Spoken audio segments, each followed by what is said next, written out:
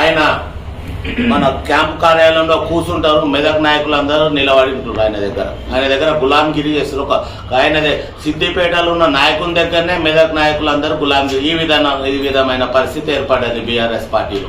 ఇది వాస్తవం కాదా? కావాలంటే ఫోటోలతో ఆధారాలు కూడా ప్రజల్లో గెలవలేని పరిస్థితి ఉంది. ఇది మార్పు కోరుతారు కాబట్టి ప్రజలు ఖచ్చితంగా మన మెదక్ జిల్లా ప్రజలు చాలా చైతన్యవంతులు. రేపు మార్పు కోరి మీకు ఏందో సత్తా చూపిస్తారని కూడా తెలియజేస్తున్నారు.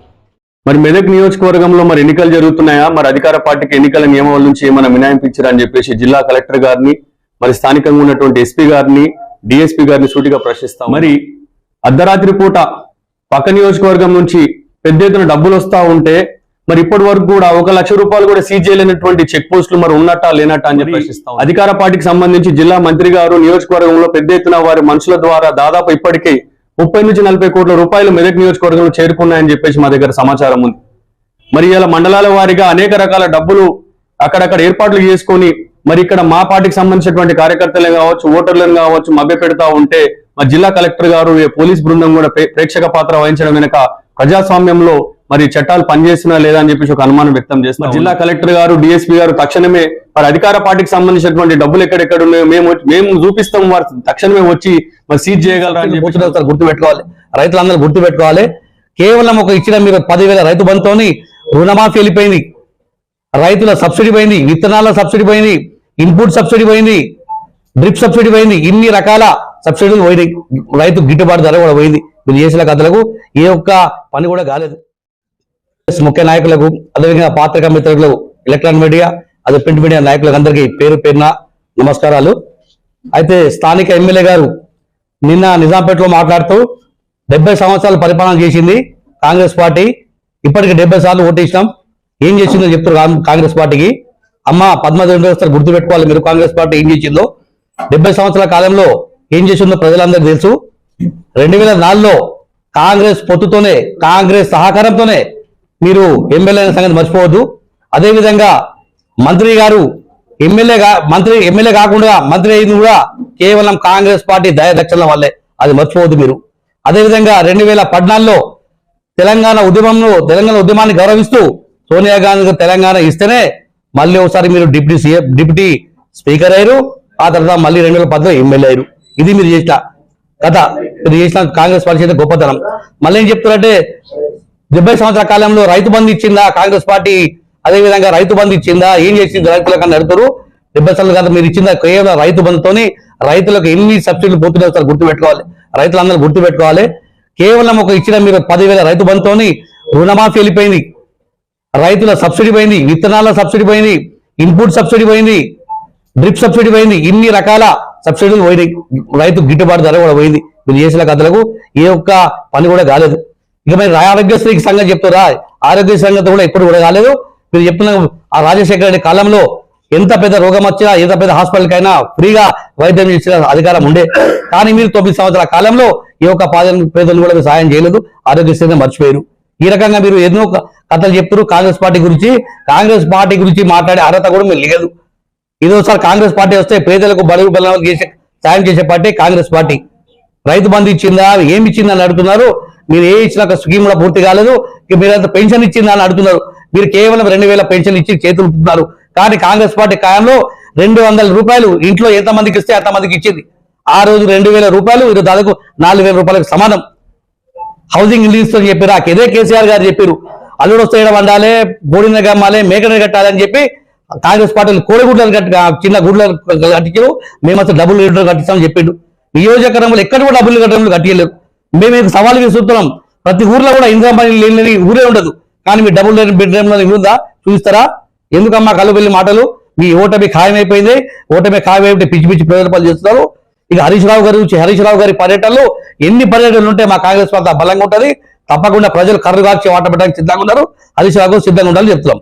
జై హింద్, జై కాంగ్రెస్. ప్రెస్ మీట్ లో బీఆర్ఎస్ నాయకులు మా కాంగ్రెస్ పార్టీపై ఆరోపణలు చేసి అదేవిధంగా వ్యక్తిగత కూడా దూషణలు చేయడం జరిగింది. దాన్ని మేము పూర్తిగా ఖండిస్తున్నాము. ముఖ్యంగా మెదక్ టీఆర్ఎస్ నాయకులు సవటలు, సన్యాసులు, దద్దమ్మలు వీళ్ళు మొత్తం కూడా సిద్దిపేట గులాములు. ఈరోజు నిన్న ప్రెస్ మీట్ చెప్పి మాట్లాడడం, వాళ్లకు డిమాండ్ చేసింది. ఏదైనా ఉంటే చర్చకు సిద్ధమని వాళ్ళు డిమాండ్ మేము చర్చకు సిద్ధమని చెప్తున్నాం. మెదక్ జిల్లాలో ఉన్న మన కలెక్టర్ ఆఫీసులో ఎన్ని ఆఫీసులు సిద్దిపేట తరలినో మేము పూర్తి వివరాలు ఇవ్వడానికి సిద్ధంగా ఉన్నాం. నువ్వు చర్చకు సిద్ధమా అని కూడా మేము డిమాండ్ చేస్తున్నాం.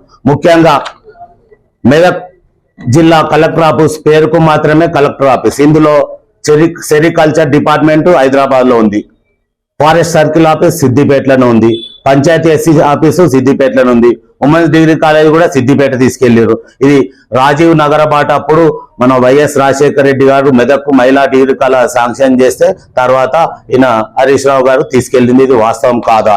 అదేవిధంగా డ్రగ్స్ ఇన్స్పెక్టర్ ఆఫీస్ కూడా సిద్దిపేటలోనే ఉంది, మార్క్పేట్ ఆఫీస్ సిద్దిపేటలోనే ఉంది, పోస్టల్ డివిజన్ ఆఫీస్ మొన్ననే తీసుకెళ్లిండు, బ్యాంకింగ్ రీజనల్ ఆఫీస్ కూడా ఆర్సీపురంలో ఉన్నది, R&B సిద్దిపేట తీసుకుపోయారు, ఇరిగేషన్ కూడా సిద్దిపేట తీసుకుపోయారు, లేబర్ కోర్ట్ అండ్ పటాన్ చెరుకు తీసుకెళ్లిండు, మనం డిస్ట్రిక్ట్ రిజిస్టర్ ఆఫీస్ కూడా సంగారెడ్డి, ఇన్ని ఆఫీసులు కూడా కలెక్టర్ తీసుకుపోయిండు. వీళ్ళకి అవగాహన లేదా? వీళ్ళు ఏమి రాజకీయం చేస్తారు? వీళ్ళు సన్యాసులు కాకుంటే దద్దమ్మలు కాకుంటే ఏమంటారు వీళ్ళను?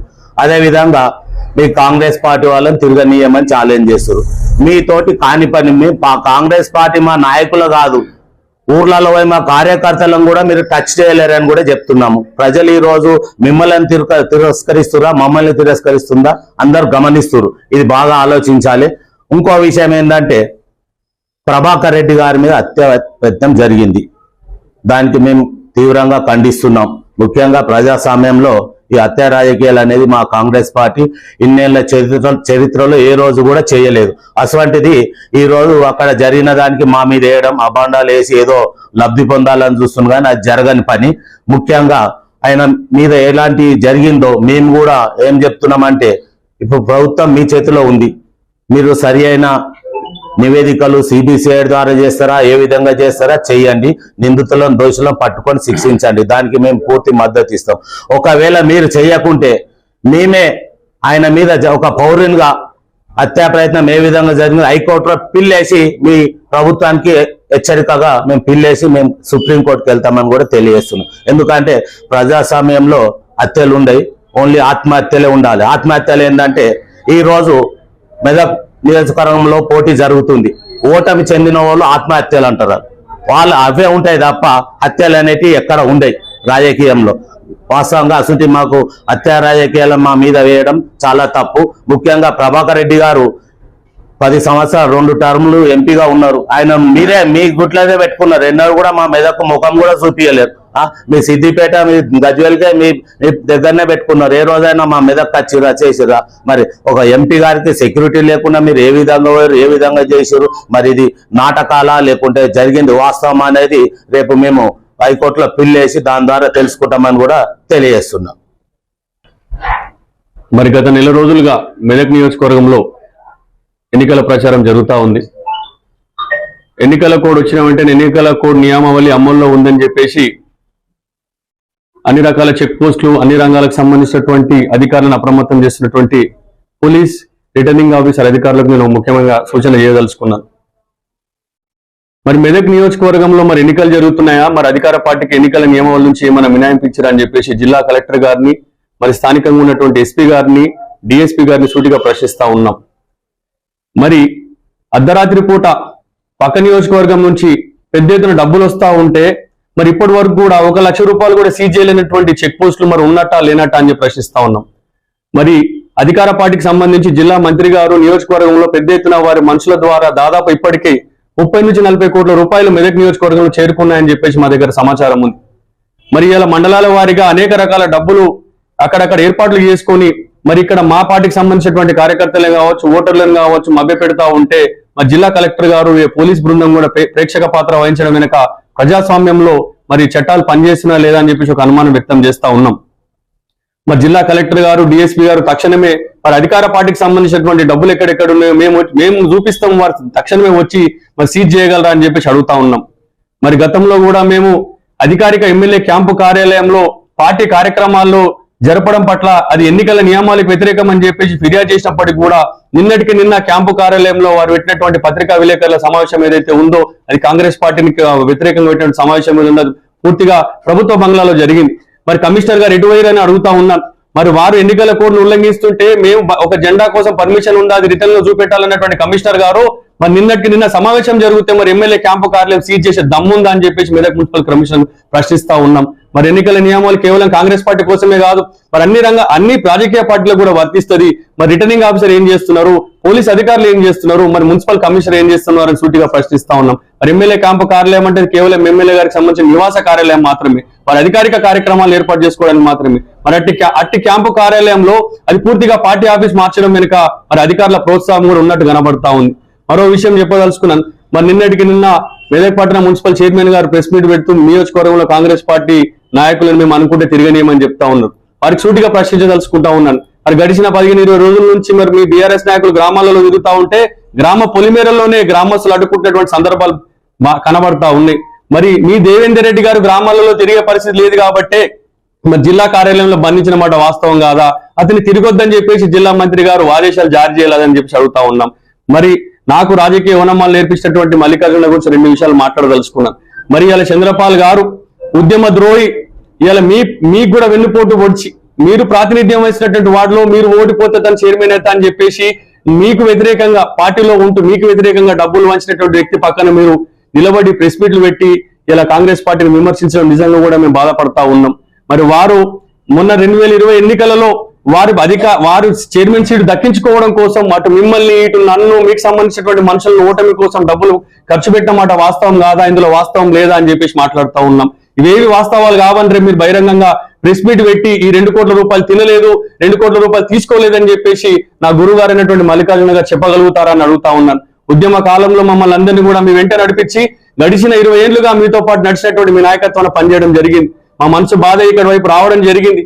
సరే, రాజకీయంగా ఎవరి అభిప్రాయాలు వాళ్ళకు ఉంటే మీ అభిప్రాయాన్ని గౌరవిస్తా ఉన్నాం, మా అభిప్రాయాన్ని కూడా మీరు గౌరవించాల్సింది కోరుతా ఉన్నాం. మరి ఉద్యమ ద్రోవుల పంచన చేరి మీకు వెన్నుపోటు పొడిచిన వాళ్ళు, మిమ్మల్ని నమ్ముకున్న మమ్మల్ని వెన్నుపోటు పొడిచిన వాళ్ళు వెంబట మీరు ఇలా పత్రికా విలేకరుల సమావేశం ఏర్పాటు చేసేసి స్థానిక ఎమ్మెల్యే గారి గొప్పలు చెప్పడం మరి నిజంగా కూడా మేము బాధపడతా ఉన్నామని తెలియజేస్తా ఉన్నాం. ఏం పాపం చేసినాం మేము? ఇవాళ మీ ఎంబడి నడిచి ఎమ్మెల్యే గారి ఉన్నతి కోసం మేము పనిచేయలేదా? ఆ రోజు 2009లో ఇండిపెండెంట్ వేసిన రోజు కూడా మీరు చెప్తేనే కదా మేము అందరం కలిసి పార్టీకి రాజీనామాలు చేసి టీఆర్ఎస్ పార్టీ రాజీనామాలు చేసి ఇండిపెండెంట్ అభ్యర్థిగా మేము మద్దతు తెలపడం జరిగింది. మరి ఈ రోజు వారి పంచన చేయడం వెనుక మేమందరం ఉద్యమకారులుగా బాధపడతా ఉన్నాం. మరి ఎక్కడుంది మీకు విలువ అని అడుగుతా ఉన్నాను. నిన్న మొన్న జరిగినటువంటి కంటారెడ్డి తిరుపతి రెడ్డికి ఒక గన్మెన్ ఇచ్చేసి ఒక పిఏని ఇచ్చేసి వారి ప్రైవేట్ ఇంటికి కూడా మున్సిపల్ కార్మికులను పంపించి ఇంటి శుభ్రపరిచేటువంటి చరిత్ర కనబడతా ఉంది. మీరు ఈ రోజు టాప్ 2గా ఉన్న మిమ్మల్ని ఈ రోజు టాప్ 10లోకి నెట్టేసినటువంటి ఎమ్మెల్యే గారికి మీరు ఇంకా పల్లకి మోయడం వెనుక మేము బాధపడతా ఉన్నామని తెలియజేస్తా ఉన్నాం. మరి మీరు పార్టీకి విధేయులుగా పనిచేస్తున్నప్పటికీ కూడా మరి పార్టీలో ఉన్నటువంటి అగ్రనాయకత్వం మిమ్మల్ని ఎందుకు గుర్తిస్తలేదు? మీకు ఎందుకు పార్టీ ఎన్నికల బాధ్యతలు అప్పచెప్తలేదు? మరి మీకు ఎందుకు పార్టీ ఎన్నికల వ్యవహారంలో మిమ్మల్ని ఎందుకు జోక్యం చేసుకోలేదు? మరి ఏం సంబంధం లేనటువంటి పట్ల శశిధర్రెడ్డి, నిన్న మొన్న వచ్చినటువంటి మామిండ్ల ఆంజనేయులు, డబ్బు కంబడుమైనటువంటి నేతలందరూ కూడా ఊకదంపుడు ఉపన్యాసాలు ఇస్తా ఉంటే మీరెందుకు ప్రేక్షక పాత్ర వహిస్తా ఉన్నారు? అక్కడ ఉన్నటువంటి ఉద్యమకారుల మీద మీ నాయకత్వానికి నమ్మకం లేదా? అక్కడ ఉన్నటువంటి ఉద్యమకారులు ఎవరు కూడా ఈ రోజు కొత్తగా చేరిన వారికి వచ్చినటువంటి పదవులకు అర్హులు కాదా అని చెప్పి ప్రశ్నిస్తా ఉన్నాను. అక్కడ ఉన్నటువంటి ఉద్యమ నాయకులు ఒకటి ఆత్మవిమర్శ చేసుకోవాలి. మరి ఇంకెన్ని రోజులు మీరు ఇంకా ఈ యొక్క అవినీతి పాలనలో ఉంటారు? ఇంకెన్ని రోజులు మీరు అవమానపడతారు? ఇప్పటికే నిన్న మొన్న చేరిన నాయకులకు అన్ని రకాల బాధ్యతలు అప్పగించేసి మొదటి నుంచి ఉద్యమం కోసం పనిచేసి వారి ఆకాంక్షలకు అనుగుణంగా పనిచేసేటువంటి మిమ్మల్ని ఎందుకు వెనుక నెట్టేయబడ్డారని చెప్పేసి మీరు ఆత్మవిమర్శ చేసుకోవాల్సిందిగా కోరుతా ఉన్నాం. ఇంకో మాట చెప్పుకోవాలి. మరి ఏది ఏమైనా మెదక్లో ఉన్నటువంటి చెక్ పోస్ట్ అన్ని కూడా దాదాపు ఎత్తేసి మొన్న నారాయణఖేడ్లో సీఎం మీటింగ్ జరిగినప్పుడు అధికార పార్టీకి సంబంధించి సిద్దిపేట నుంచి అనేక రకాలుగా డబ్బు సంచులతో నియోజకవర్గంలో ఆల్రెడీ వచ్చారు. మరి ఇక్కడ కూడా తనిఖీలు జరుగుతలేవు. ఎంతసేపు మా కార్యాలయం బట్ట మా కార్లు చెక్ చేసిన చోట 4 సార్లు చెక్ చేస్తారు కానీ మరి ఎమ్మెల్యే క్యాంపు కార్యాలయంలో పెద్ద ఎత్తున డబ్బు ఉంది. మరి ఆ డబ్బును చెక్ చేసి సీజ్ చేసే అధికారం మరి దమ్ము ధైర్యం ఏమైనా అధికారులకు ఉందా అని చెప్పి ప్రశ్నిస్తా ఉన్నాను. మరొక విషయం, మెదక్లో అభివృద్ధి చేసినాం కాబట్టి మేము ఓట్లాడుతా ఉన్నాం 10 ఏళ్లుగా. మెదక్లో హనుమంతరావు ఏం చేసిండని చెప్తా ఉన్నారు. రైల్వే లైన్ తెచ్చినాము, లేకపోతే జిల్లా కేంద్రం తెచ్చినాము, లేకపోతే గణపురం ఆనకట్ట ఎత్తు పెంచినామని చెప్తాను. ఇవేవి కూడా మీ ఆయనలో జరగలేదు.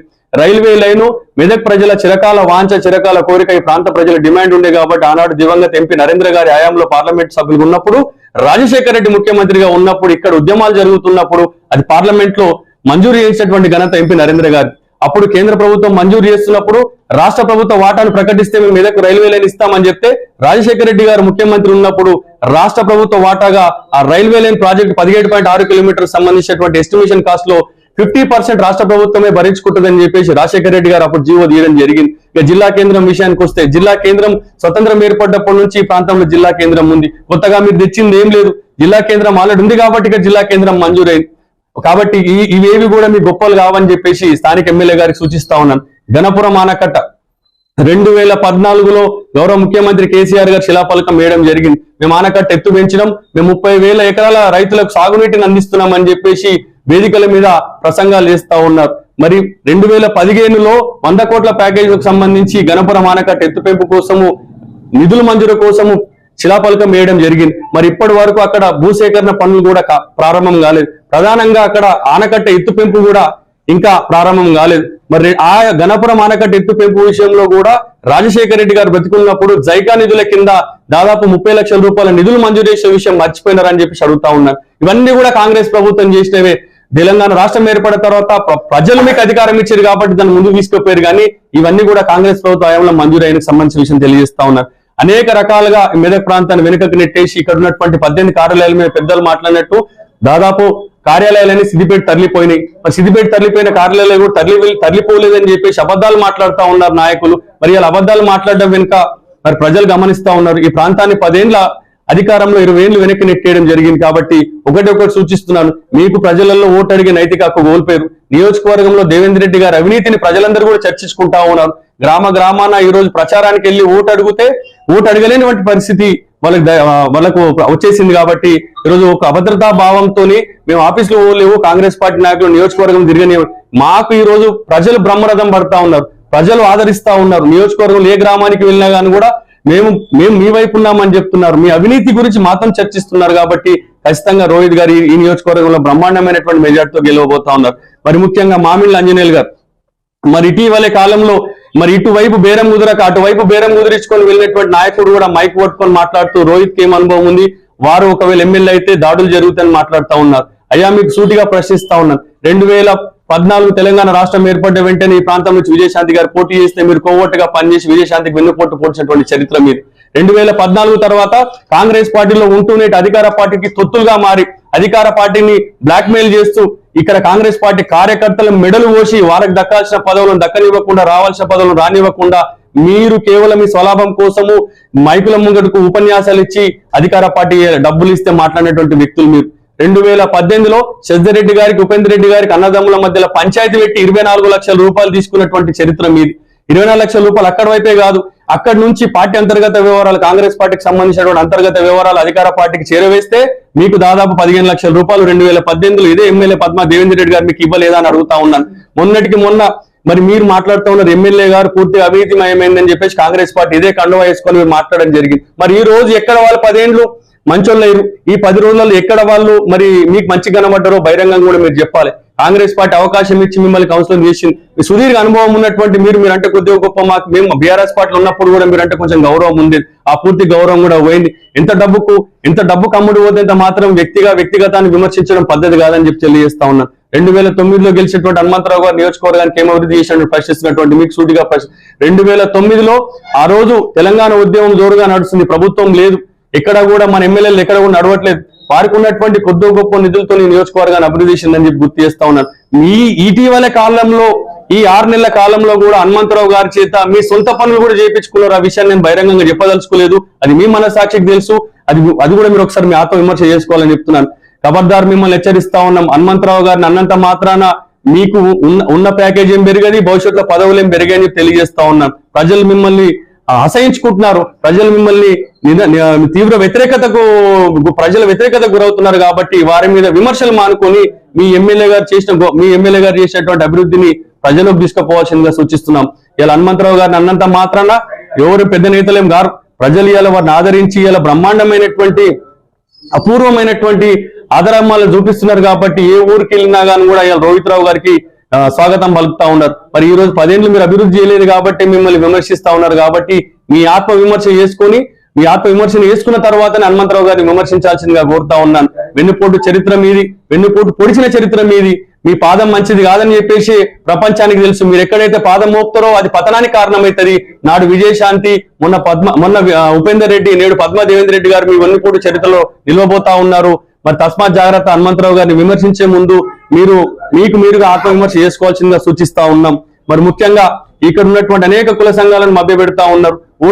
ఓటు ఎలక్షన్ రాగానే అన్ని కుల సంఘాలు గుర్తొస్తా ఉన్నాయి. నేను కుల సంఘాల ప్రతినిధులకు ముఖ్యంగా సూచిస్తా ఉన్నాను, మీకు న్యాయబద్ధంగా రావాల్సినటువంటి ఏవైతే ఉన్నాయో కమిటీలకు సంబంధించి తీసుకోండి. ఈ రోజు ఎమ్మెల్యే గారిని మనం ఎన్నుకోవడంలో, వారు ఈ రోజు ఈ ఉన్నత స్థానంలో ఉండడంలో కుల సంఘాల పాత్ర చాలా కీలకమైంది. నేను ఒక చిన్న ఉదాహరణ చెప్పదలుచుకొని ఇక్కడ ఉన్న కుల సంఘాలకు ఏ విధమైన ప్రాధాన్యత ఉందో. జిల్లా కలెక్టరేట్ కార్యాలయం ప్రారంభోత్సవం సందర్భంగా మరి వేద బ్రాహ్మణులను హైదరాబాద్ నుంచి తీసుకొని రావడం జరిగింది. మరి ఇక్కడ బ్రాహ్మణ సంఘం వారు అందరూ కూడా శిరస్సు వంచి పాదాభివందన తెలియజేస్తా ఉన్నారు. మరి ఇక్కడ ఉన్నటువంటి బ్రాహ్మణులు మరి కలెక్టరేట్ ప్రారంభోత్సవానికి పనికిరారా? ఇక్కడ ఉన్నటువంటి కుల సంఘాలు ఆ రోజు ప్రారంభోత్సవానికి పనికిరారా? ఆ రోజు కలెక్టరేట్ ఎస్పీ కార్యాలయం ప్రారంభోత్సవానికి సంబంధించి హైదరాబాద్ నుండి, సిద్దిపేట నుండి ప్రముఖులను తీసుకొచ్చుకొని పూజలు చేయించుకోరు, కానీ ఇక్కడ మెదక్ బ్రాహ్మణ సంఘానికి అక్కడ అవకాశంలో వారి యొక్క ప్రాతినిధ్యాన్ని ఇవ్వలేకపోయారు. కాబట్టి ఇప్పుడు ఉన్నటువంటి అన్ని కుల సంఘాలు కూడా నేను పేరు పేరున విజ్ఞప్తి చేస్తూ శిరస్సు వంచి నమస్కరిస్తా ఉన్నాను. 10 ఏళ్ళ అధికారం ఇచ్చి చూసినాం. 10 ఏళ్ళ అధికారంలో దుర్గమ్మ సొమ్ముతో సహా, 7 రూపాయల దుర్గమ్మ సొమ్ముతో సహా అనేక రంగాల్లో అవినీతి జరిగింది. అవినీతికి సంబంధించి కూడా వాళ్ళు అబద్ధపు ప్రమాణాలు చేసిరు. దుర్గమ్మ సొమ్ముదిని కూడా దుర్గమ్మ పాదాలు దాకినటువంటి గొప్ప వ్యక్తులు చరిత్రలో నిలిచిపోతారు వాళ్ళు. కాబట్టి మోసపు మాటలు నమ్మొద్దు. ఈసారి మోసపోతే మనం మోసపడతాము, మరోసారి ఇంకొక నియోజకవర్గానికి మనం బానిసలుగా తయారవుతాం. కాబట్టి అవకాశం వచ్చింది కాబట్టి ఈ మైనంపల్లి హనుమంతరావు గారి కుమారుడు రోహిత్ రావు గారిని ఈ నవంబర్ 30 తారీఖు జరగబోయేటువంటి ఎన్నికల్లో కాంగ్రెస్ పార్టీ చేతి గుర్తు కొట్టేసి ఈ 6 గ్యారంటీ స్కీమ్లు ఏవైతే ఉన్నాయో ఈ యొక్క ప్రజలకు రావాలి, చేరాలంటే కూడా ఇక్కడ కాంగ్రెస్ పార్టీ ప్రాతినిధ్యం వహించాల్సిందిగా విజ్ఞప్తి చేస్తా ఉన్నాను. బ్రహ్మాండమైనటువంటి మెజార్టీతో గెలవబోతా ఉన్నాం. కాబట్టి ఈ యొక్క గెలుపులో ఈ యొక్క మెదక్ నియోజక ప్రజలు యావత్ ప్రజానీకం కూడా భాగస్వామ్యం కావాలని చెప్పి తెలియజేసుకుంటూ కాంగ్రెస్ పార్టీ మీద పిచ్చి పిచ్చి మాటలు మాట్లాడేటువంటి చైర్మన్ గారికి ఒకటే సూచిస్తున్నాను. ఈ రోజు మీరు చైర్మన్ సీటు ఉద్యమకారులది.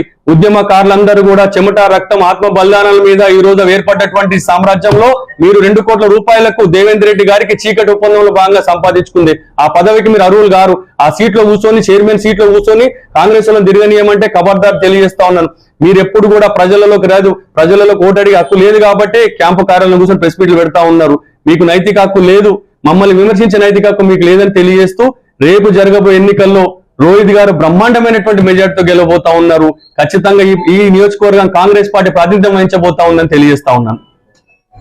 ఒక్క స్టేడియంలో సాయి అకాడమీ అనేది ఉండే, అది గత 20 సంవత్సరాల నుంచి సాయి అకాడమీ అందులో ఉండే. అది కూడా మన గౌరవ ముఖ్యమంత్రి చంద్రబాబు నాయుడు గారి పీరియడ్ లో ప్రారంభోత్సవం జరిగింది. దాన్ని కూడా మెదక్ స్పోర్ట్ అకాడమీగా టీఆర్ఎస్ ప్రభుత్వం వచ్చినాక స్పోర్ట్ అకాడమీగా ఏర్పాటు చేసి ఈ రోజు దాన్ని కూడా హైదరాబాద్ తీసుకెళ్లిన ఘనత కూడా హరీష్ రావు గారిది. ఈ విధంగా మన మెదక్ లో ఉన్న అన్ని కార్యాలయాలను సిద్దిపేటకు తరలిస్తుండు. ముఖ్యంగా మన కోమటూరు చెరువు, ఇక్కడ కోమటి చెరువు అనేది సిద్దిపేటలో ఉంది. ఒక సిద్దిపేట చెరువుకే 300 కోట్లు ఖర్చు పెట్టి అభివృద్ధి చేసిండు. అలాంటిది మన మెదక్ 2 చెరువులైన గోసంద్రము మరియు పిట్లం చెరువు కలిపి 70 లక్షలు అన్నారు, ₹1 అన్నారు, 5 కోట్ల. ఇప్పటి కూడా ఎలాంటి అభివృద్ధి లేదు, ఎలాంటి డెవలప్మెంట్. ఇది వాస్తవం కాదా అని కూడా మీ అందరికి అడుగుతున్నాను.